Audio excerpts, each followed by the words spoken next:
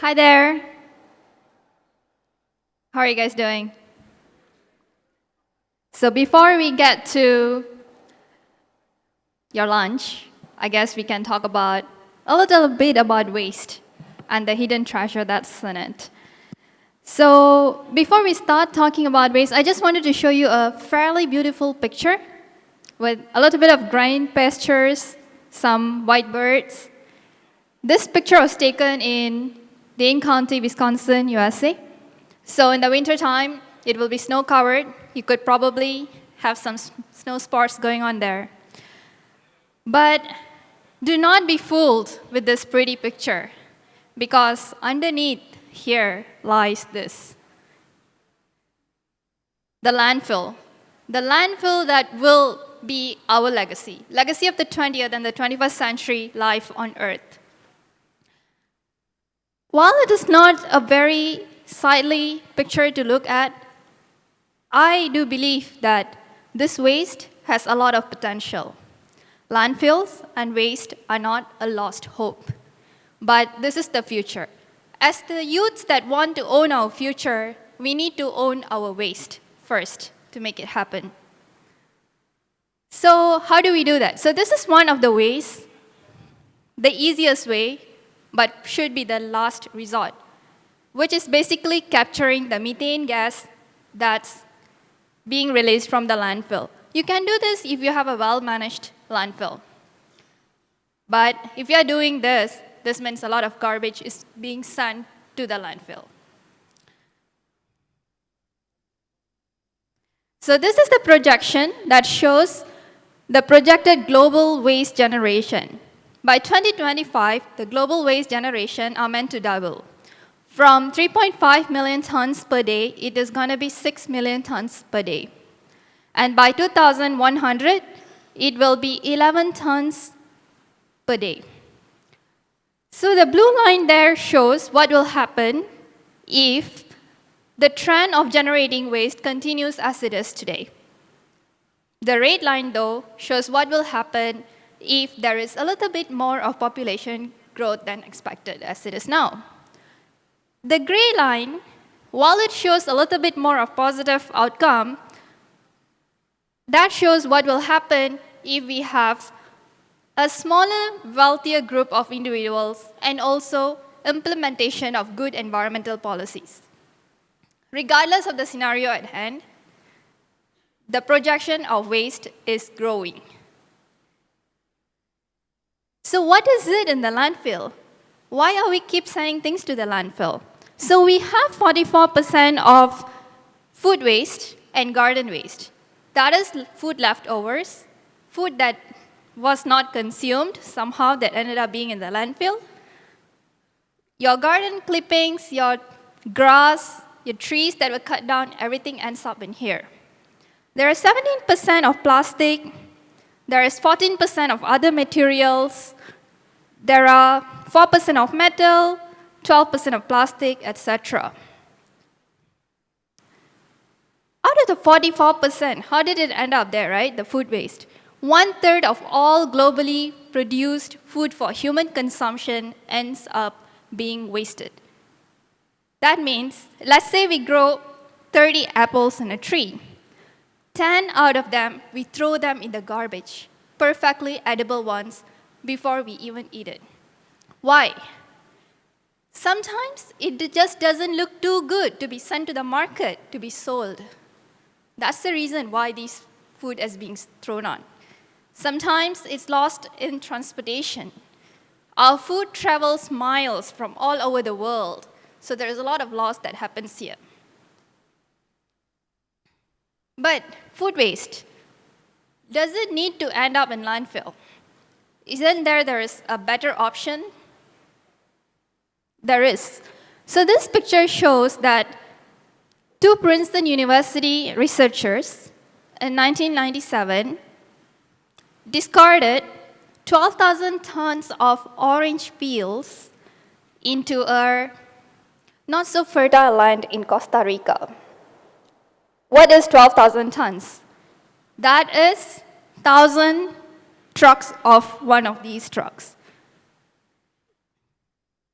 15 years later, this is what they found, a forest, a fully grown forest that is full of life.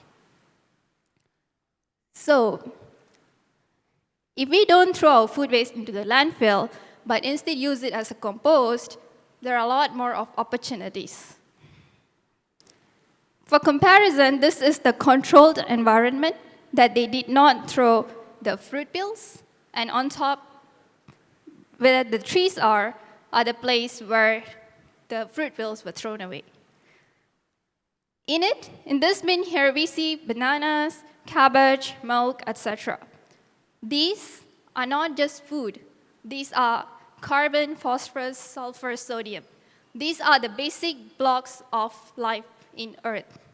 So by throwing away these materials into the landfill and classifying them as waste and trash, we are actually throwing away basic building blocks of life that are very precious into garbage. Instead, if we compost it and placed it in the sand or soil, then it will become more useful. So that's what we should be doing. There's a lot of potential in this waste because everything that we see here are nutrients, valuable nutrients that should go back onto the land, not to the landfill. Glass, another very easy material to be recycled, but it doesn't end up there. In Malaysia, as long as I know, there's only one company that actually takes glass because it is deemed not economical to recycle glass, but it is makes more sense to actually extract new material to make glass.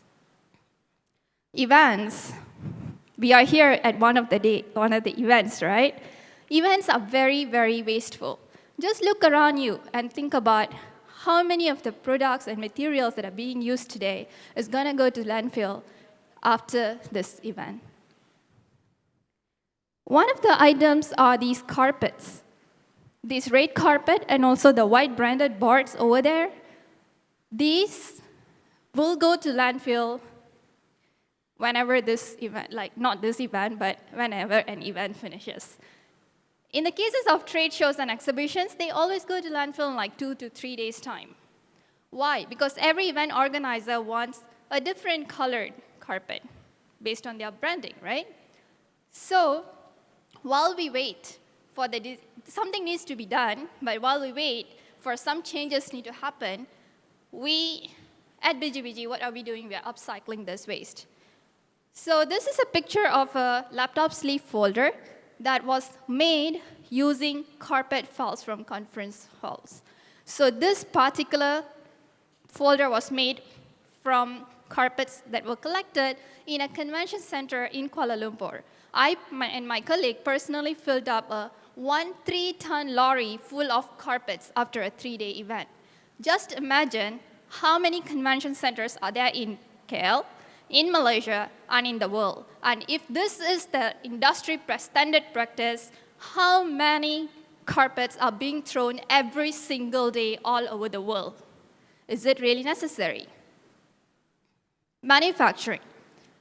We hear a lot about our consumer waste, plastic and paper, and everything else the consumers goes through. But there are a lot of waste that we do not see, doesn't pass through consumers' hands, and we don't hear about it. There is a lot of waste generated during production, after production, and also before production. So one of the materials that we work with is rejected car seat belts. So these products are made with automobile waste from the textile waste from the automobile industry. So there are a lot of potential for waste materials, only if we use them properly. While upcycling sounds great, it is not the end of the story. It is the beginning of the solutions that we want to find. And plastic bottle here, as you see, it's quite complicated to recycle because one plastic bottle, while it is made out of plastic, there are actually 3 types of materials here. And that's what makes it complicated. So as the youth that want to change the industry, change our future, we need to create less complicated products. Coffee cups here, seems to be recyclable made by paper, but actually there is a small plastic lining in it that makes it not recyclable.